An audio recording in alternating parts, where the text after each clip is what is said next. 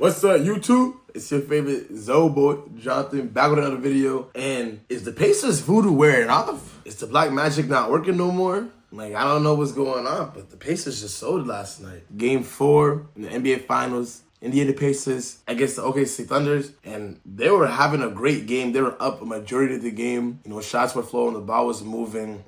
They were playing very good defense throughout the game. But they kind of just all fell apart in the fourth quarter, and I'm trying to figure out how and why. Because for a team that's been 9-1 in the clutch in this postseason, to have that performance in the finals, it's embarrassing. It's disheartening. It's upsetting. It's not what we needed. Everything that could have went wrong was going wrong.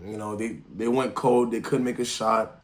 They're missing free throws. Benedict Mathurin missed 3 free throws in a row when it was like a 5-point game at that point. Like, that was tragic. Neesmith fouled out the game, gave Shea 2 free throws. I mean, that was a foul, but, gotta be a little more disciplined on that. But, I understand when you're guarding Shea, it's not entirely easy to not foul, but Indiana needs more from Miles Turner. These last 2 games, he's not been good at all. He scored a combined 21 points in the last 2 games, 12 last game, 3 out of 10 shooting, 0 from 6 from the 3-point range. Like, I don't know. Miles Turner just has to do better. He's on the verge. He could potentially be an all-star center one day. Like, he's 29, 6'11". He can play defense, he can block shots, and he can spread the court and shoot threes. So he's got to be aggressive and not be in his own head, because he's just been getting fried these last 2 games. And he's been completely losing the big man battle. Chet Holmgren, who literally rolled his ankle like twice in the same game yesterday, dropped 14 points and 15 rebounds. And it's just like the level of effort and the level of confidence I'm seeing between them is just so vastly different right now. I don't know what's going on with Miles Turner, but he has to lock him. The Pacers can't win with him going 0 from 6 from 3-point range. And especially that air ball in the clutch time one, it's like, what happened to the Pacers? Like, how they not making clutch shots more? That's what they do. So they need more from Miles Turner. They need to not. It's all on the free throw line. I mean, it's a free throw. Benedict Mathurin missing 3 free throws in a row when it's a 5-point game, like a couple minutes left. That's tragic. That's horrendous. You gotta do better than that, my guy. You're a Zoe too, you feel me? Like, you can't make us look bad like that. You gotta breathe, follow through, or make the free throw. It's a free throw. So that's tragic. I mean, the Pacers did do a really good job playing defense in the end. Other than the Neesmith foul, foul it out. That's, why Mathurin had to go in, like, out of nowhere. But they was doing a good job stopping the inbound, or like really making it hard. They almost got a steal in the inbound, or they got the steal. They got the steal from the inbound. And that's how Mathurin got the easy fast break opportunity that turned into a foul. And then he just missed. So that's not good. Pacers just need more. As a fan of basketball, this is a great thing, honestly. Like I said in my previous video, that this is the best NBA Finals in like 2 years at least.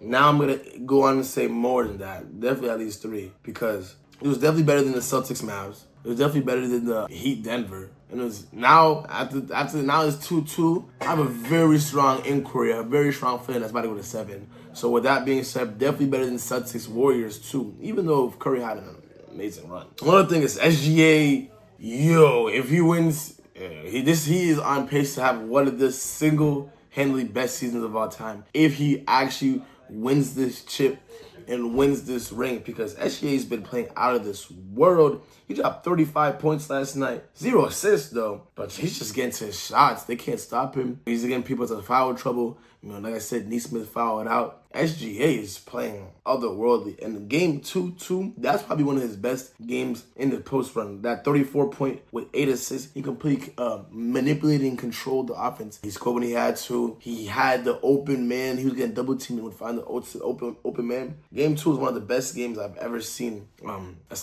point guard play. Like, he really was. He was the MVP. Like, he was really the best player on the court at all times in game 2.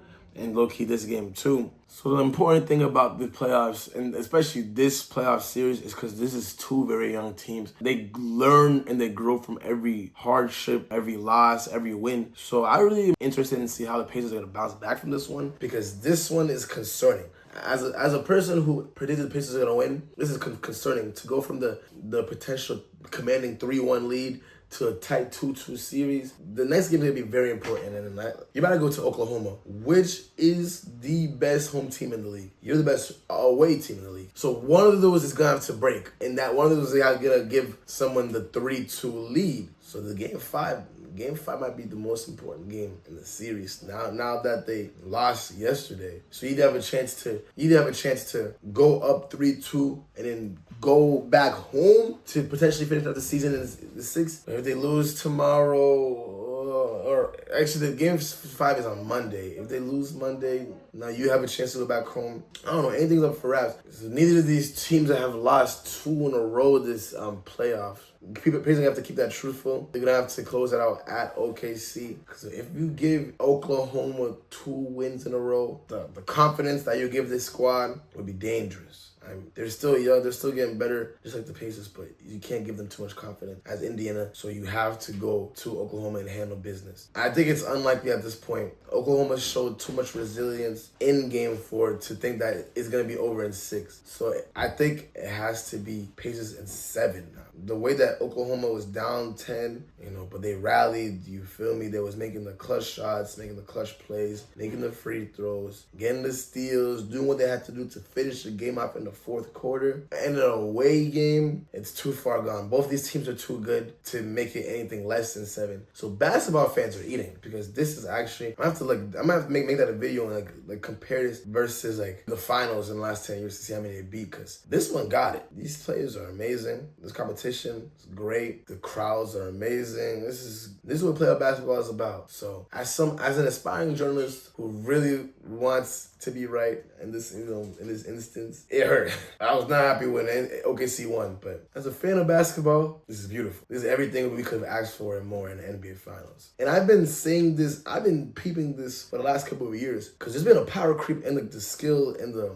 explosiveness of these teams in the last couple of years. You had Denver Nuggets who won, just a elite starting 5, good depth. The goal was to match them. Everyone in the league wants to match them in the effectiveness. So that's when the West was looking strong. The East then came back next year. Celtics map. Everyone wanted to match up with the Celtics. The Knicks got stronger because of that. Philadelphia on paper got stronger because of that.